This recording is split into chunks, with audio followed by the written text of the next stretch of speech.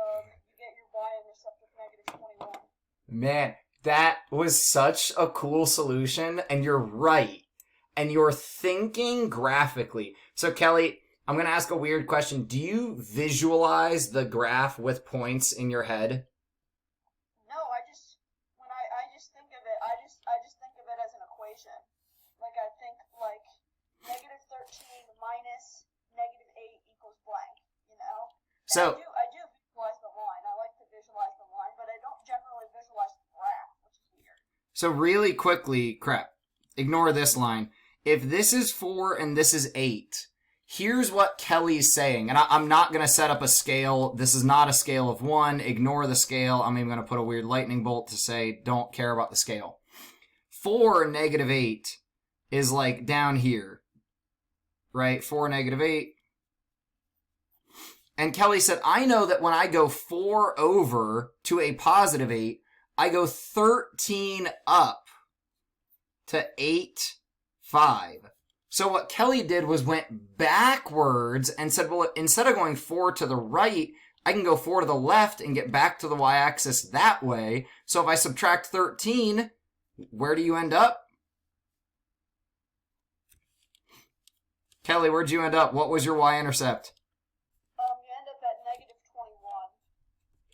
And, So I got lucky there because it was 4 and 8. the numbers were If nice. you don't have it like 4 and 8 and it's an odd number, then you can divide to get 1 on the left. Yeah. Like if you have 3 or something like that, if you go from 3 to let's say 7 and you know that distance, you divide your 3 by 3, right? And you can Yeah. factor. So you Kelly, pause for a second. You're really deep. I love how deep you are. But we got to pull back for a second because we're losing some people. So thank you. Everything you're saying is awesome, and I agree with you. But for the sake of time, we got to rein it back in for just a second. So if this doesn't make sense to you, that's absolutely okay. Kelly's got a really cool mathematical brain. And a lot of you guys do, and you're gonna problem solve in the way that most makes sense for your brain. That's why I was asking Kelly, like, do you visualize points and things like that? We don't all solve problems the same way. The way we did this the other day in class was then, once we found out the slope, and guys, I always write, this is called the parent function. Before we put numbers in, it's called the parent function of a linear equation. Then we put in the slope. Who that isn't Kelly, sorry Kelly, I already owe you for how much teaching you've done today. Who that isn't Kelly can tell me what I would do at this point after I've plugged my slope into my equation. You would get your E by its rate now. Alright, hang on, Akshay. Coordinates? Wait, what? Because you said, wait, no. I was going to let somebody raise their hand, but then they put it down and I lost them real quick. Sophia. So, what I did at this point is I took one of the coordinates. Normally the one that either has both two negatives or like two positives because it's easier to do the math. I love it. And then you plug it into the x and y, and then you find the p. This is where you're going to make a mistake, guys. Because, well, at least if you make the same mistake I used to make, you're going to accidentally put your x in for your y. Don't do that. Learn from my mistakes. Check that you're putting your y in for your y. And your x in for your x. Zoe, did you still have a question? Saw your hand was still up, but now you put it down. No, I was just going to say what you did. Thank you. So we can cross-reduce here if we remember to look for top and bottom values that can both be divided by the same thing. What can 8 and 4 both be divided by? 4. So that can turn into 1 and that can turn into 2. Or you could just do the math, right? 13 times 8, then divided by 4. You could just do that. But if we do this, we get 1s on bottom, which is nice. 13 times 2 is 26. So we get 26 plus b. What do we do now? Anyone? You Minus 26 from both sides and get negative. Negative 21. The same thing Kelly had. Right? So, a lot of right ways to get to Florida. Right? A lot of right ways to solve the math problem. No, right now, there's no right way to get to Florida. Don't go there. Don't leave Ohio. Just stay where you're at. Why did you say there's a lot of right ways to get to Florida? If I've never said that in this class before, I always talk about, like, let's go meet in Disney. You might take a different route to get there than I do, but if we meet in Disney, that's our goal, right? This is Disney.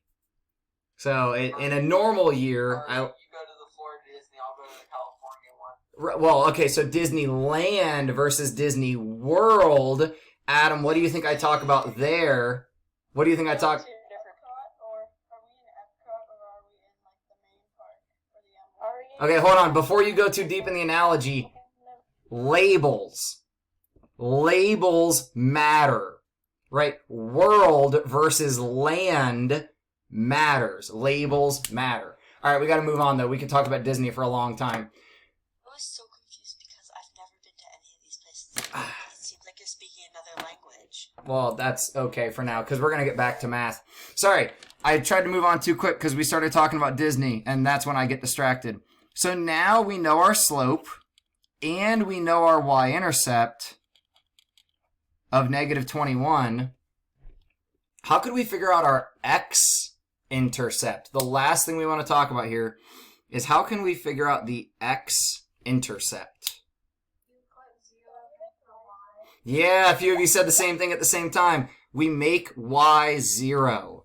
So if we force y to become 0, we can then solve for the x. What would we do first? Just shout these things out. Add 21 on both sides. Add 21 on both sides. I'm not going to write my steps because this is algebra we've been doing for a while. So I'm going to go kind of quickly here.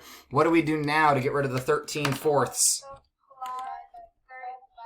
4 by its reciprocal on both sides. Yeah. Guys, when we're back in Zoom now, right? So when we're all talking over each other, I love that. It's like, how many explanations can I hear at the same time? It's sweet. So, like, if you start talking and somebody else is talking, that's fine. So, yeah, we multiply by the reciprocal, right? Or someone said multiply by 4/3 or multiply by 4, then divide by 13. All of those explanations are correct. So we get 84 over 13. That doesn't seem fun. It's 7 and 3/13. Is it 7 and 3/13? I'm not sure. Yeah, that's what happens when I don't solve these things ahead of time. It's alright. It's blinking on my side, too. If it's blinking on your side, I don't know what's going on. My computer might be, like I said, if my computer crashes, we'll see what happens. Mr. Hudson. I don't think it's... What you said earlier was like exactly the opposite of what Mr. Esses says every time, which is, you guys know you're talking over each other, right? Well, when we're all, like, saying the same thing, it's different for math. No, it's not 7 and 3/13. Yeah, I don't know that I trust this. That's 6/46. Let's check this math. So, 13 times 6 would be 78. So 6, and guys, I'm going to close this for a minute and then just reopen it. I think there might be an issue with the camera.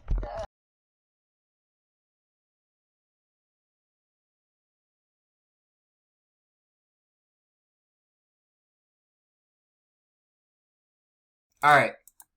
Now, let's talk about functions. So, by the way, the answer to the last problem, whatever 84 divided by 13 is, that's what our answer is. A function. What's a function? Anyone got any guesses? Any thoughts?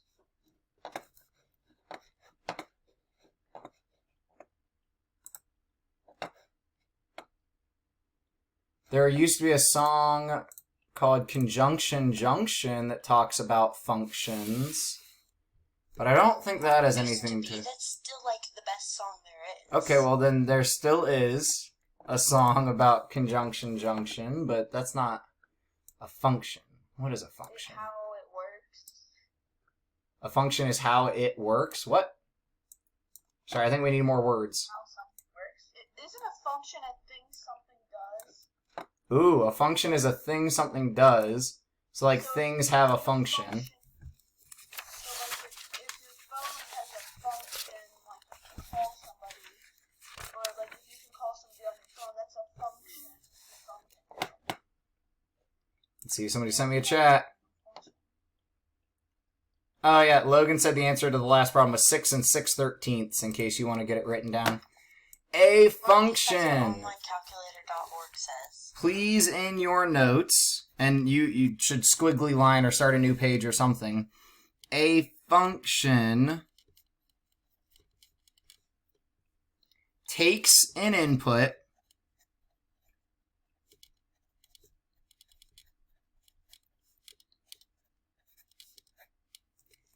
and creates an output.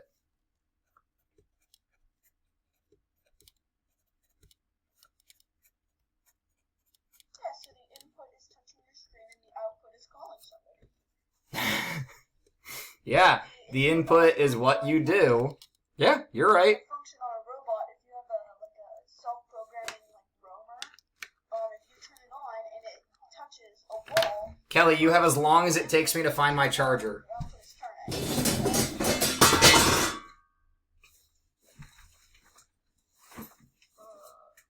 Don't mind me, I'm just knocking things over. Logan almost got his wish because I forgot to plug my computer in.